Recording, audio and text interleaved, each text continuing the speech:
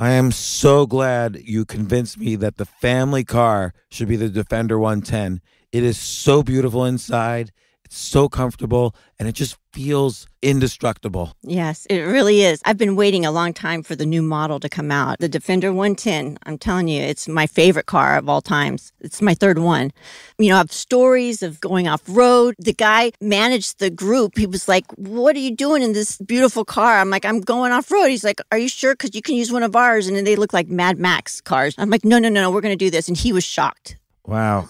Well, it's great because the Defender has been reimagined for 21st century adventure, and its unparalleled off-road ability as well as its robust interior are invaluable whether you're headed towards uncharted territory or just a weekend of exploration. The Defender 110 tackles challenging surroundings with absolute confidence. The SUV conveys strength outside and in, featuring peerless technology like an intuitive driver display and an award-winning infotainment system. That's my favorite part, to keep you connected no matter where the journey takes you.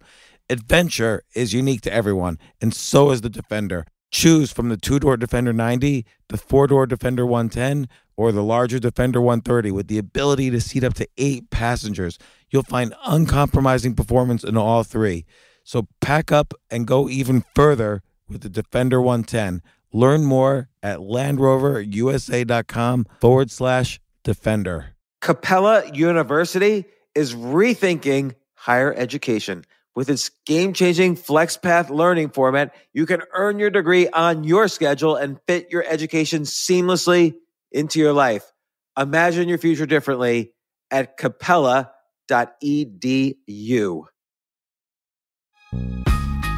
This isn't your average business podcast, and he's not your average host. This is the James Altucher Show.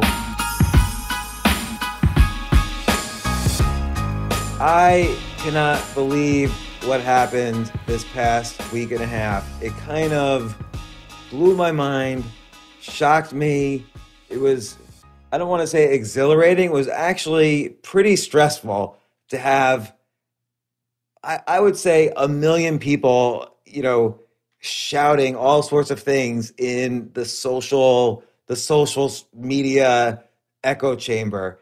And I want to dive a little more deeply into the article that I initially wrote, which was New York City is dead forever. Here's why. When I wrote that, again, I didn't expect that Seinfeld would respond, Mark Cuban would respond, Mayor DeBlasio would address it, Governor Cuomo would address it, every news station, every radio station, and I found myself that I was in this position that I didn't want to be in, which was I was somehow, even though I wanted to express my own thoughts and feelings as someone born in New York, I lived the past 26 years in New York, I was raised all around the New York City area, I wanted to be able to express what I thought and what I still think are some problems with New York, and that was it. I didn't expect that. I normally hit publish, and I have one rule when I publish, which is that I don't hit publish on anything unless I'm afraid of what people will think of me. But I've never had an article like this where I became afraid of what 10 million people would think of me.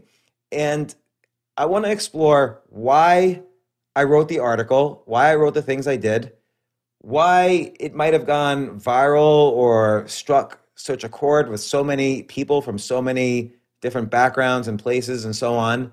And I want to address some of the concerns and then maybe focus on solutions.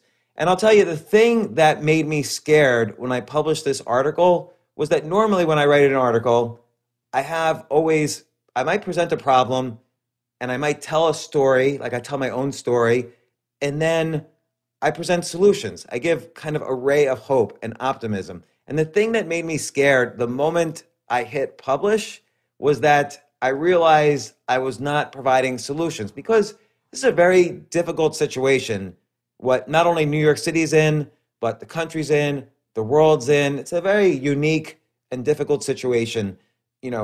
A lot of people have left New York, and I was trying to understand the reasons why. In March, when the lockdown started, I realized that many people I knew and other people had left the city. We debated it, but we decided to stay. So March, April, May, June, we were staying in the city. And then, if you remember, the pandemic went through all these different stages. There was like the Tiger King stage, and then there was the peak in mid-April, which I had discussed in my podcast all the way back in March. And then we were wondering when the lockdowns would lift, how dangerous the economic lockdowns would be in terms of the casualties on the economy, even the casualties in terms of would there be deaths as a result of the economic lockdown. And so I was looking at these things, I was researching these things, I was having economists on my podcast, doctors on my podcast, politicians, economists, Federal Reserve officials, all sorts of people on my podcast just to kind of explore these different issues. And then the protest started. My wife and I and my kids participated. I have 5 kids in the city. I have several kids in school in the city. I own a business in the city, Stand Up New York. It's a comedy club. And, I mentioned in the article that I was heading to Florida for a little bit. That wasn't a permanent thing. I do have children who are going to school now in the city, but I was confused and concerned and still am about all the things happening in the city. And so I started exploring them, and I listed the reasons that the issues that concern me. And I also pointed out one thing that I hadn't read anywhere else. And I'll get to that in a second.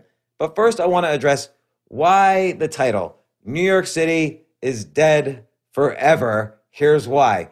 And right away, this one prominent venture capitalist wrote me a really angry email. Many people do not like your title. And I get it. And then another reaction I noticed when I posted this on LinkedIn, I saw people sharing it not only on LinkedIn, but on Facebook. And then I saw quite a few people were sharing it. So I checked different friends that were sharing it.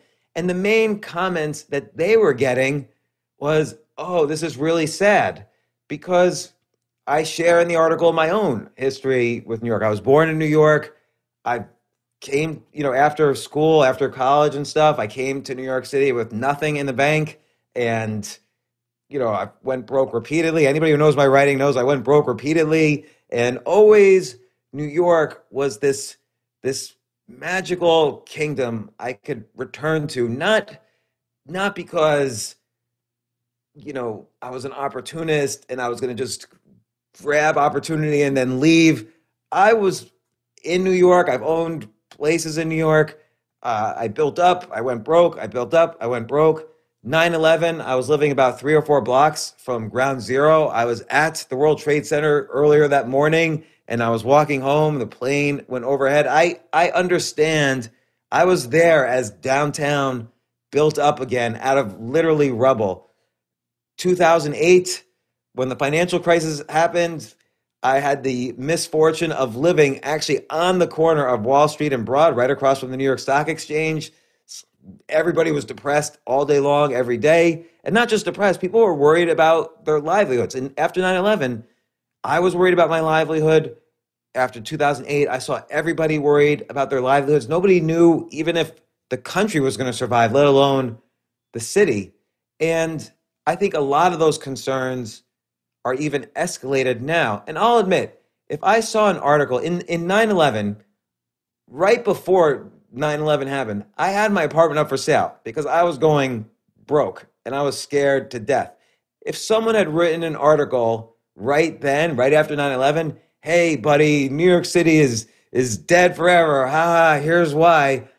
I probably would have been really upset. I don't know if I would have been angry or depressed. I tend to get more depressed than angry, but I could have been both. And so I get it. And I think I underestimated.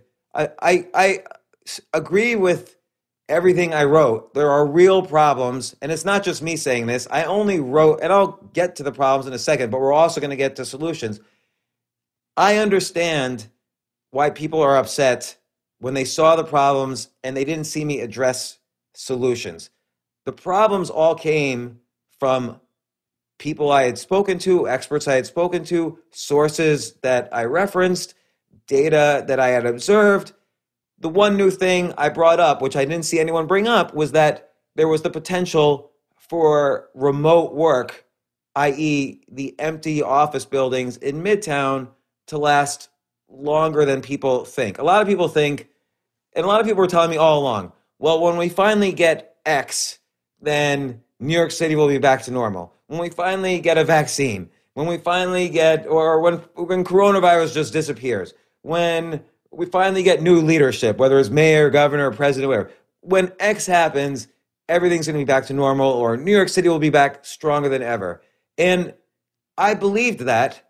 And when I wrote this article, and still now, I don't know when it's going to be back stronger than ever. That's why a lot of things that all of us love about New York are missing right now, whether it's where you can work, whether it's where you can eat, whether it's the activities you're even allowed to do, if you're a New York City employee, whether it's the lack of revenues that are currently happening right now. I mean, I just read this morning how the MTA, the transit authority, which runs all our subways, buses, whatever, the transit authority needs a $12 billion bailout. I read that today. That's scary. It scares me.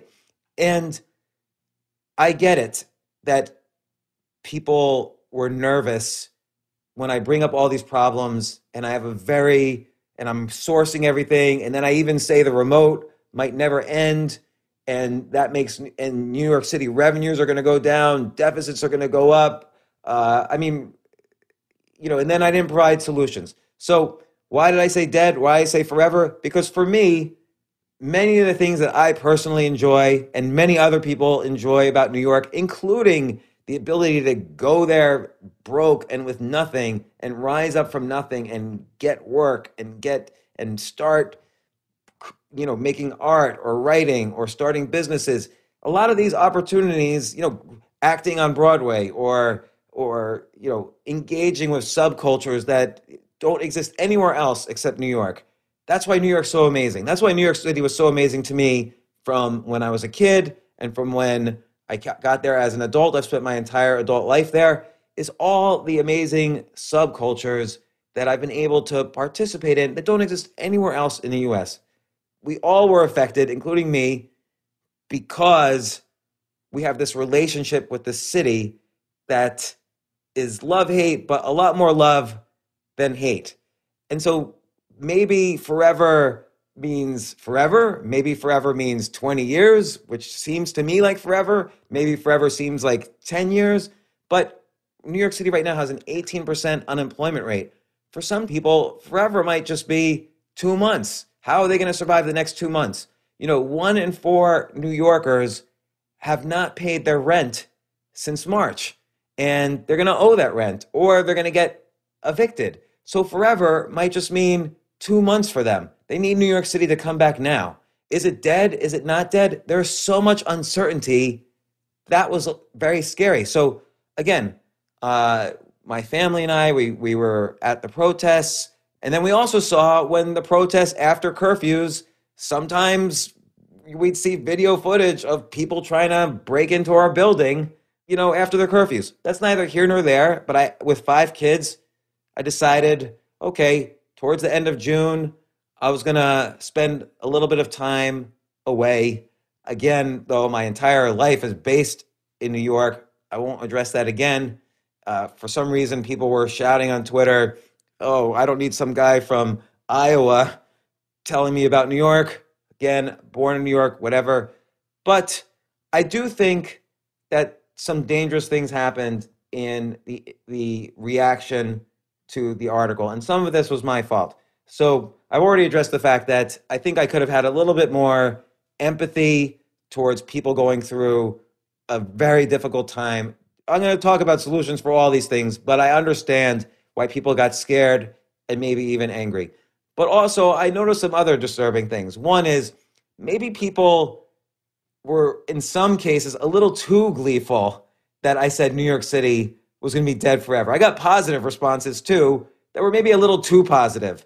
And so I realized, around the country, there's different ways that people think that I didn't take into account. I didn't mean for this post to be a poster child for, hey, New York City's dead, let's dance on the grave. I want New York City to get better. The other reactions I didn't expect was people like, Jerry Seinfeld wrote an op-ed.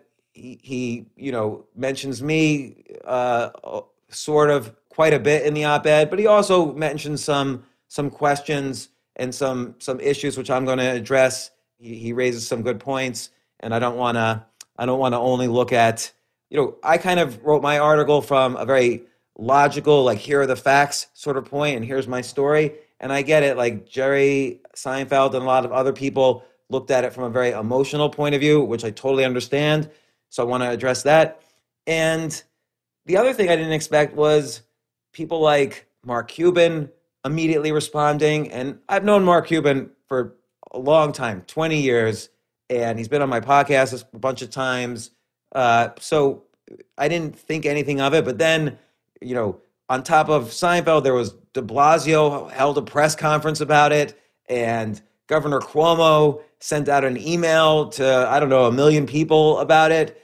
And I was actually happy about that. Not because, like, oh, Governor Cuomo's reading my article, but because for the first time in like 6 months, I saw de Blasio and Cuomo actually agree on something, which is that they kind of hated me. And so, fine. That was not my intent with the article. I didn't think really anybody would read it. I think it probably went viral because I brought up a lot of the issues and I brought up some new twists on remote work. But I'm happy if it makes some politicians and leaders agree that, hey, we're all here to bring back New York. And, they were saying New York always comes back stronger than ever. Jerry Seinfeld mentioned, and a lot of people mentioned, and I believe, I've seen it, I've been there, the grit of growing up around New York City, living in New York City during 9/11, living there during 2008, being in and out of the city during the 70s. I get it, the grit. And, there's also the fact that what does it mean for a city to be dead? It's not like New York City is going to go underwater, or it's not like New York City, everybody's going to get vaporized. I mean, you look at London, Berlin, Rome, all of these great cities, some maybe as great as New York, but not really. All of these cities have been through wars, bombings, and they still exist. They come back. And so the question is, for me, forever feels like a bigger amount of time than I want to deal with. And for some people, that might be months if they're facing eviction or facing unemployment. For some people, that might be years. For some people, that might be decades. I don't know. And again, there's things that are fractured in New York. And simply de Blasio saying, like de Blasio held this press conference 2 days ago where he, instead of addressing the severe issues and economic difficulties, we already know thousands of restaurants are out of business already. They're out of business, and more are coming. We already know office buildings are largely empty. Now, a lot of people were commenting, and I've had a chance to read a lot of the comments and think about them. A lot of people were commenting, oh, who cares about Midtown? New York City is not Midtown. And I agree with that. Brooklyn, Bronx, Queens, the rest of Manhattan, Staten Island, they're definitely not Midtown. But Midtown is the largest business center of a city in the United States, if not the entire world. So if nobody is working in Midtown, is that a problem or is that not a problem? And I also raised the point about Broadway. By the way, I don't really go to shows on Broadway. I haven't been to a show on Broadway since I took my kids to the Lion King, and I fell asleep halfway through. Not that it's a bad show. Don't trash me about the Lion King. But I'm not really into theater.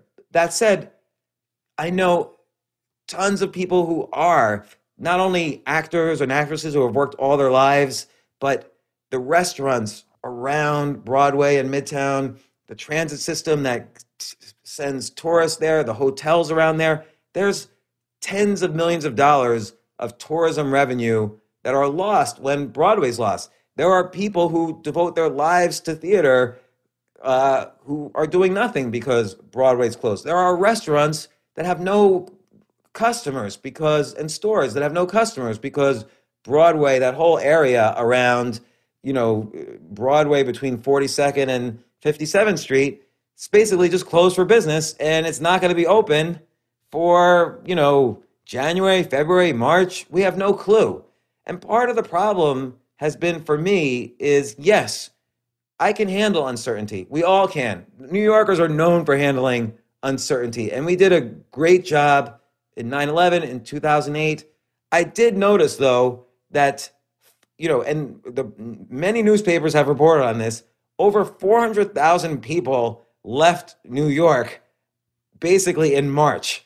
And I talked about it with my family. We decided to stay and help wherever we could. That's not so important, but we stayed.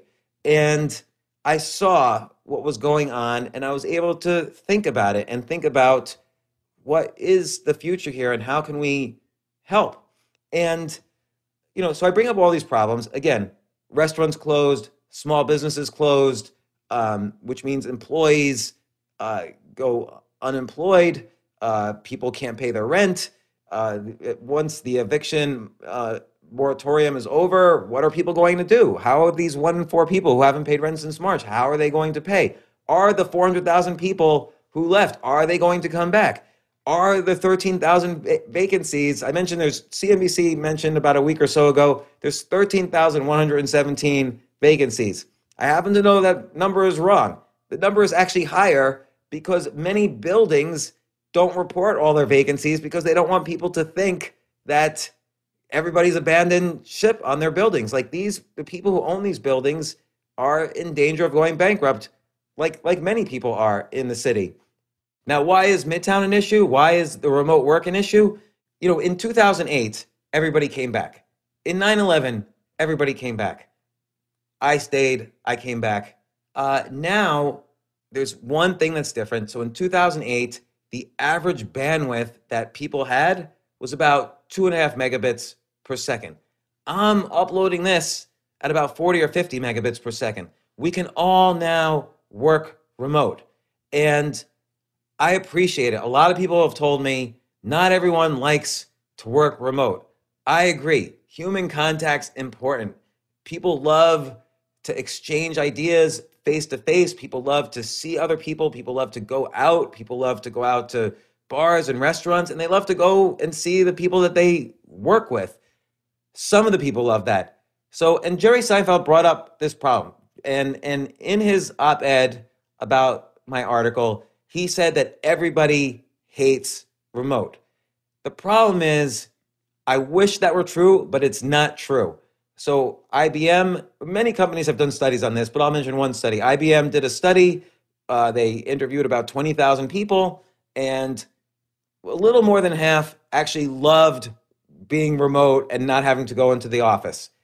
The other thing that people have researched is, are companies more productive or not? And the answer is yes, in general, most companies in most industries are more productive when people are working remote. And not only that, they save on costs. So JP Morgan announced today that they're going to have more and more of their workforce around not just New York City, but everywhere, go remote because it saves on computers, desks, backup computers, I don't know, all sorts of costs and savings, plus office space.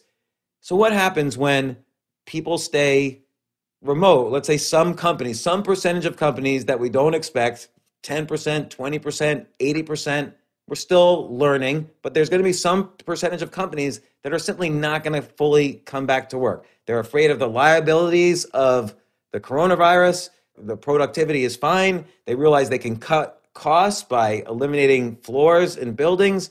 So what happens if people don't come back to work? Well, they move to other places. People don't want to just move right outside of New York when they never have to come into New York. Some people are moving, and we've seen it. There's data all over the place written by every newspaper. People are going to Phoenix, Arizona, Philadelphia, Dallas, Austin, Miami, Denver, Boulder. They're going all over the country. Again, not just a few people, but So far, 400,000 people or more have at least temporarily left the city, and we don't know how many are coming back. Hopefully, a lot of them will come back, but some of them won't. And so the important thing is not to just say, hey, New York, it's got grit, it always comes back. We have to look at the problems. When Mayor DeBlasio is doing a press conference, I listen to his press conferences, and I'm hoping for him to say, everybody, here's my new plan for the subway system, for transportation. We're going to really improve the infrastructure. Here's my new plan on taxes. Here's my new plan on incentives. Here's my new plan on reopening restaurants and reopening Broadway and reopening the bars and how we're going to deal with eviction relief. Here's my plan for all this. Oh, wait a second. That's a little too difficult for me. So maybe I'm just going to point out this one article that I really don't like and thank Jerry Seinfeld for saying New York City has grit. I get it. Like, Mayor DeBlasio wants to inspire people, but at some point you need to solve problems. And so one thing we know, we all know this, is that forever is bad. And the faster we react, just look at the coronavirus as an example. The faster countries like South Korea and Japan and Hong Kong reacted, the faster they got rid of the virus. The faster we as New Yorkers react to our problems, to the problems we face as a city, the faster we can get back to some kind of growth, some kind of, not normal. Nobody necessarily wants to go back to exactly normal where things were too expensive, but we could get back to some point where it's opportunity again. Not opportunity necessarily for wealth, although it could be. It could be for creativity. It could be for art. It could be for writing. It could be for theater. It could be for comedy. We just want to get back to where we could go outside. I mean, again, I pointed out how the 30% of the restaurants could close. Well, since I wrote the article, Mayor DeBlasio has, for some reason, and I don't mean to pick on him, but for some reason, he has said we might not return to indoor dining until sometime in 2021. Now, it's not like I'm dying to go out to eat, but I've heard this statistic from many people.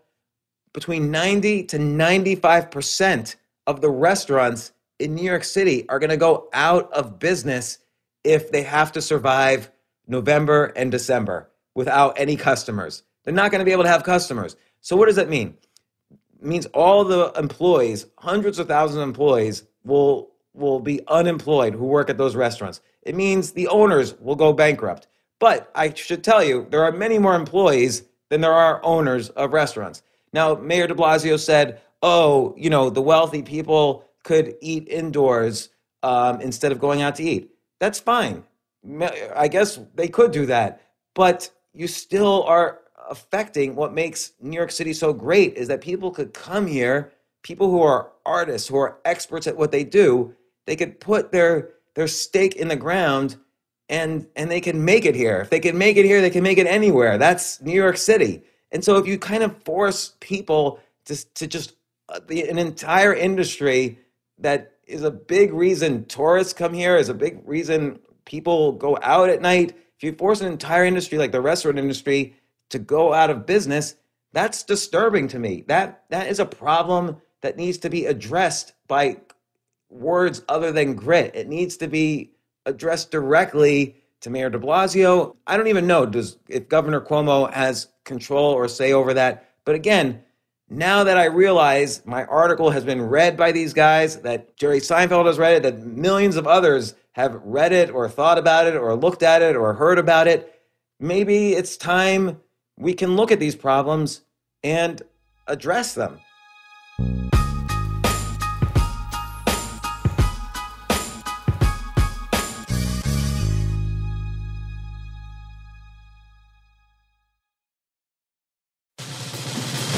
These days, we're all investors, trying to be smart with our money despite our worst impulses. But at iShares, we believe that deep down inside of every investor is a better investor.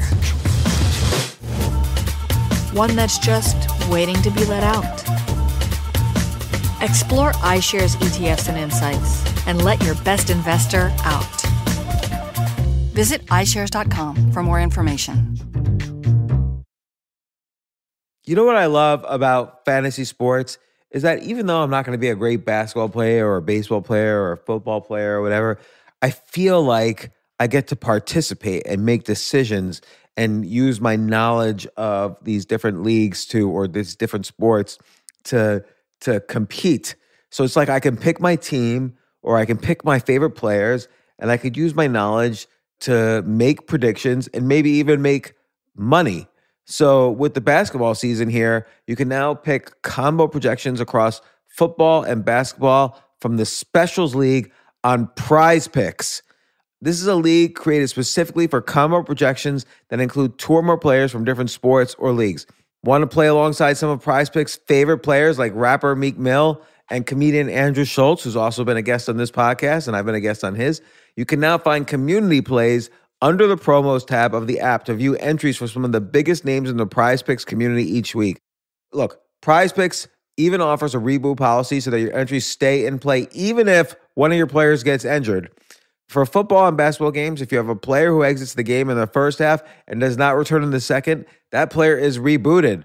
Prize Picks is the only daily fantasy sports platform with an injury insurance policy. What? So, I love playing it. I love anywhere where I can use analytical ability with my interests to demonstrate some skill and maybe make some money. And I like the game-like aspect. I do wish they had chess as a category on prizepicks.com, but I'll settle for what they've got. Maybe I should make my own fantasy chess league. But in any case, I love Prize Picks. Go to prizepicks.com/James. Use code James for a first deposit match up to $100. That's the easiest $100 you're ever going to make. So that's prizepicks.com/James and use code James. Daily fantasy sports made easy.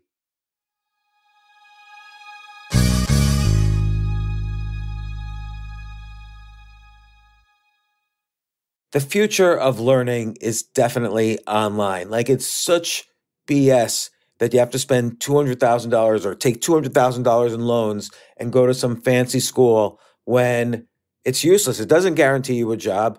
Most employers, including me, do not care about degrees or grades or anything like that. We want to care that you love what you're doing, that you know what you're doing, in some cases that you have experience or that you're willing to learn. But people in general love learning and are curious. Like, the key to success is curiosity. And I think masterclass.com is the perfect model for online learning. I'm really happy they're sponsoring this episode. If you're going to give a gift, give the gift of learning. Masterclass makes a meaningful gift this season for you and anyone on your list, because both of you can learn from the best to become your best, from leadership to effective communication to cooking. Let me tell you some of the classes I've taken. I've taken comedy from Steve Martin. I mean, can you believe I can take a class from Steve Martin on comedy, or Judd Apatow, my favorite comedy director? I could take an actual class from him on writing. Wolfgang Puck on cooking. Dan Brown on writing, or Judy Bloom, who's been on this podcast, on writing. By the way, Wolfgang Puck also has been on this podcast. It's such a pleasure. I try to take classes all the time from masterclass.com. And whether you're watching Masterclass on TV or listening in audio mode in the app or on their site, the quality speaks for itself. It's like these Masterclass instructors are your own personal mentors that are going to help you reach the next level. How much would it cost to take one-on-one classes on comedy from Steve Martin or on chess from Gary Kasparov? You just wouldn't be able to do it. But it would cost hundreds of thousands of dollars. With a Masterclass annual membership, it's $10 a month. Memberships start at $120 a year for unlimited access to one-on-one classes with all 180 plus Masterclass instructors. So it's not just $120 for one instructor. You get all 180 plus Masterclass instructors. Boost your confidence and find practical takeaways you can apply to your life and at work. And if you own a business or are a team leader, use Masterclass to empower and create future-ready employees and leaders. That's the real education in today's world. So this holiday season, you can give one annual membership and get one free at masterclass.com/JAS. JAS, of course, stands for the James Altucher Show. So right now you can get two memberships for the price of one at masterclass.com/JAS. Masterclass.com/JAS. Offer terms apply.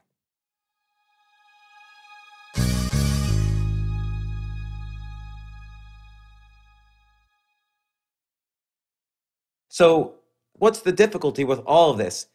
Some people were saying to me, well, isn't it going to be great if rents go down and, artists, young people move back into Manhattan and artists can move here and it'll be great, just like the 70s. First off, I was here in the 70s. It wasn't this like magic wonderland. Yes, there was a lot of art in New York City. There's still a lot of art in New York City. Don't put down Brooklyn, Queens, Bronx, Staten Island, where a lot of artists currently move, and even Manhattan. But, a lot of the boroughs now are much more active culturally and in the art scene than they were in the 70s, even though the boroughs were great in the 70s as well. But in many other ways, New York City has improved, but also it's had its problems. But it's not like rents are going to go down tomorrow.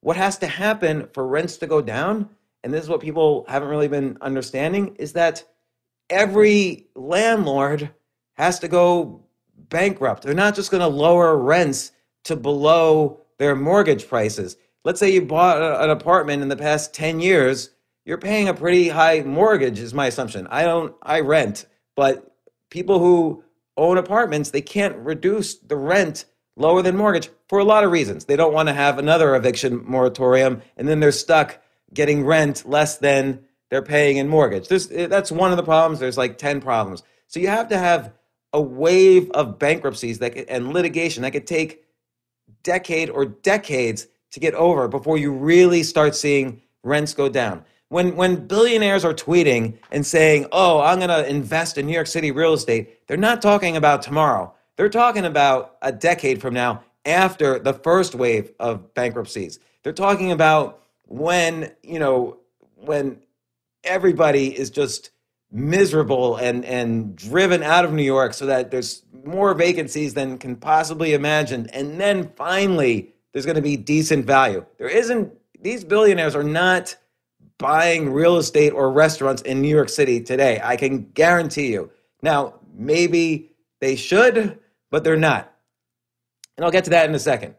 Because, again, you have to ask, what happens when all these problems I mentioned happen in New York City? What actually is happening? Well, New York City spends a lot of money. We have a subway system. We have people who collect garbage. We have teachers. We have police. We have firemen. We have emergency medical technicians. We have tens or hundreds of thousands of employees. So when the mayor says, and he said this right around the time I wrote the article or right before the article, these things worry me, that when he says he's going to have to lay off 22,000 EMTs, teachers, police, garbage collectors, MTA workers, 22,000, that's about 7% of New York City's workforce. Imagine firing the EMTs. These are the people who you told be on the front lines of the coronavirus every single day. You're good if you do that. And then, oh, sorry, we ran out of money. I got to fire you. And what's he doing about it? And I'm not saying maybe he didn't know. Maybe he didn't realize the lockdown was just going to be this long. Like maybe nobody knew. But this is an issue. It's not an issue that's going to be solved because of the romance and the history and the love we all have for New York City. This is an issue that has to be thought about, because what do you do without EMTs? What do you do without a fire department? What do you do when the police department goes on strike? What do you do when there's no teachers for our children? And again, my kids go to school in the city. What do you do when the MTA is not only are they firing employees, but they say they need a $12 billion bailout. Is that true? Or they say they're losing $200 million a week, I think they said. Is that true? Like what's going on? These are real issues we have to think about. And for that, I'm really grateful that whatever my title is, my article was noticed by people who could make decisions, like DeBlasio, Cuomo, maybe other officials, people who could really think about these issues. I mean, I really did not expect this article to get out the way it did. And I'm kind of horrified about it, actually. I mean, Monday morning, I wake up and Jerry Seinfeld, who was like a hero to me, is writes an entire op-ed in the New York Times about my article. And at first I was, is this like a simulation that I'm living in? Like, how could this be even real? And yet it felt, things are so crazy. It almost felt like something that, okay, that's normal. That should happen. But it really shouldn't. That said, I want to address some of Seinfeld's issues. So one is, I think I addressed the remote work thing. He said nobody likes remote work. That's just not true. Every study shows that there's some people don't like it, some people do. Some industries are much more productive, some aren't. So there's going to be some percentage of major taxpayers that feed all of the services in New York City. Some percentage of those industries are just going to be remote forever, and there's nothing we can do about it. And that's a problem that takes a long time to fix without proper thinking from our leadership about incentives. The other thing he mentioned, which is a really valuable point, and I think he's right about this, is that cities are really hard to die. And this is what I agree with him on this, and I'm glad he brought it up. People go to cities historically because they want to exchange ideas. No man is an island. I had a podcast once with a guy who started a really great store business that helped a lot of people. He's employed hundreds of thousands of people. And I said, how does it feel to be a self-made, guy like you? And he said, no man is self-made. And it's really true because people get together, and this happens to me every day in the city. People get together and they exchange ideas and they exchange possibilities. Oh, we could do this show together. We could do this project together. We could work together. We could start a business together. We could have lunch together. We could be friends together. We could get married, whatever. Like, you go to cities because that's where the more people there are, the more possible connections of ideas there are. There's exponential number of ideas that could connect. And there's an energy to that. And that's what Jerry Seinfeld said in his op-ed, that there's an energy to that. There's a vibrancy to that. And I agree with that. That's an important reason for us to hope that New York City is not dead forever. But again, just having press conferences where, hey, New Yorkers could survive anything, this is a very different situation than 9/11. This is a very different situation than the 1970s. This is a very different situation than 2008. And we're all kind of trying to figure it out. In the beginning of the pandemic, I don't know if you remember, there were people fighting on the floor for the last roll of toilet paper at Trader Joe's. And people kind of revert to almost like this childlike version of themselves where they don't want to necessarily face all the problems. But now, I can see just not only the anger and the fear, but people really want to come together and make New York City work. And for whatever reason, I don't know why this particular article went viral. Maybe I pointed out things in a slightly different way, although I also repeated things that a lot of other media outlets have shared in the past. I also shared my own personal story with New York, which I don't need to fully go into. But let's think for a second about solutions. So one solution is, how are we going to, just in the short term, how are we going to pay for these 22,000 people that the government is going to lay off in a few days? Another problem is, what are we going to do about evictions? Another problem is, how are we going to make sure 95% of the restaurants don't go out of business? Another problem is, how can we have some incentives in place so maybe new companies can move in to the city? And so we don't so New York City doesn't lose these tax revenues that pay for hundreds of thousands of employees and pay for all the great services we enjoy as citizens of New York City. So, DeBlasio and Cuomo, they're trying to figure out if New York City can borrow money. Cuomo, I think, is sort of against the idea of New York City borrowing money. DeBlasio wants to either borrow money or get federal relief. Guess what? August 31st is in a few days, or maybe by the time you watch this, it's already passed.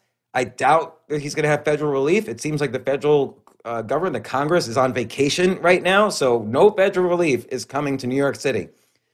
Will Cuomo let New York City borrow money? New York City already has a lot of debt. Cuomo's nervous about that. But maybe, and I'm not taking any, it would be foolish of me to take credit for this, but maybe the fact that they both agree on one thing, their hate for my article, maybe that will encourage them to prove me wrong, and Cuomo will allow de Blasio to borrow the $1 billion he needs to keep these 22,000 essential workers working. So that's a short-term problem. The other thing I'm interested in, you saw all these billionaires tweeting, like New York City will last forever, and I appreciate it. Jerry Seinfeld, he was born in Long Island, has lived all over the place, but he always returns to New York City. He clearly, we're on the same side. He loves New York City.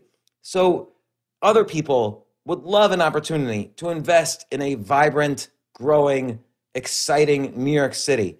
So this is where, maybe we don't look towards leaders like de Blasio or whoever. Maybe this is an opportunity for the Jeff Bezoses of the world, the Bill Gates, the Mark Cubans, the Jerry Seinfelds, everybody, all of us, to contribute in whatever way we can. Instead of, Bill Gates is giving away $100 billion of his wealth. I'm not saying he should do anything with his money. Far be it from me to tell him or anybody what to do with their money.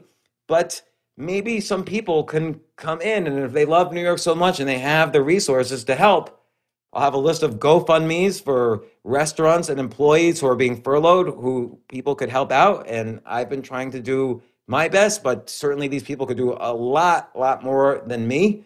And maybe people could help in other ways, like invest in the city. I don't know. Maybe there could be some sort of investment fund or sort of structured borrowing that the city could do, that these billionaires who really want to participate in New York City's comeback, as they claim to, maybe let's figure out how to let them.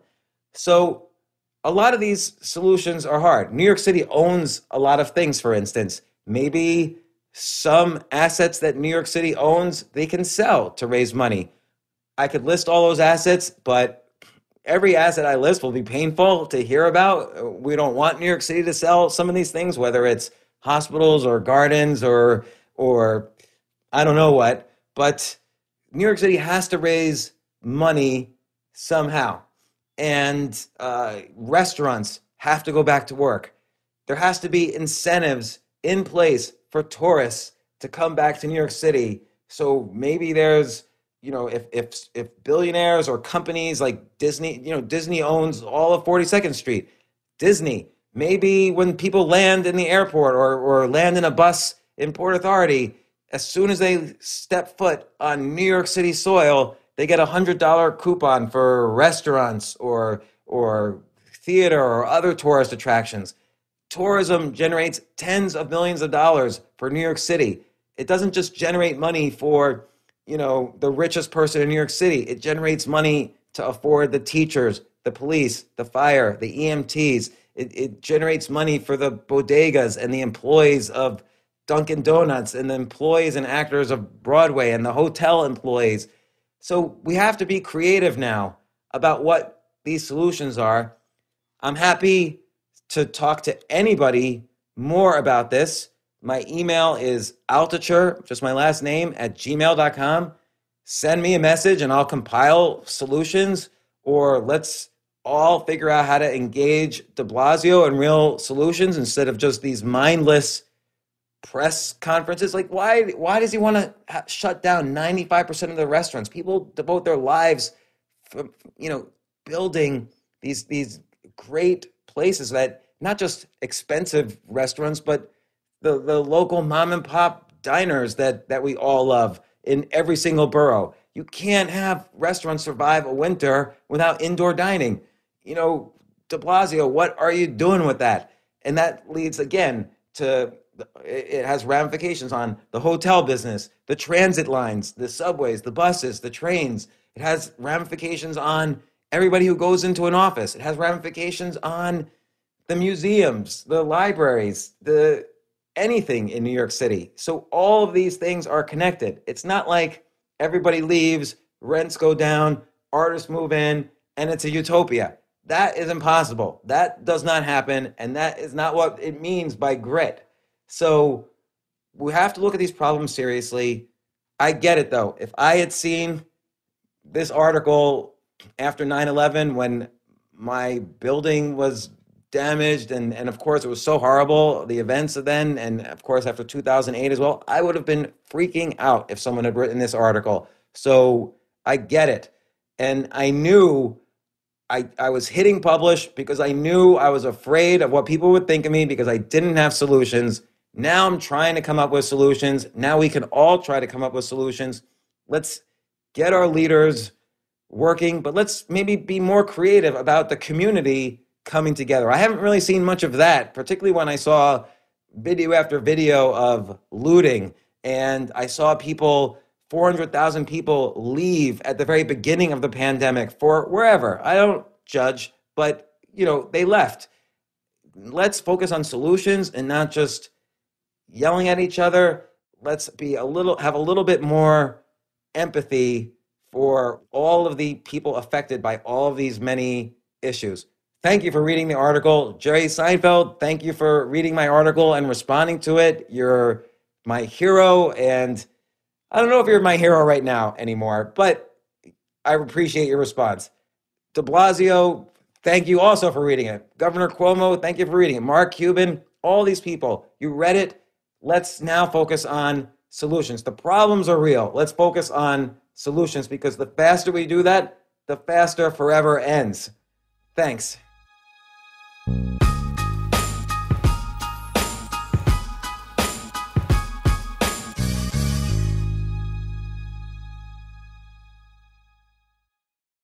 Did you know that franchise owners are more likely to start a successful business than entrepreneurs who go it alone? Neighborly offers 19 premier brands with services that repair, maintain, and enhance homes. With Neighborly, you'll get the business model, marketing resources, and corporate support you need to pursue a rewarding future. Learn more about joining over 5,000 Neighborly franchises by downloading your free guide at go.nbly.com/podcast.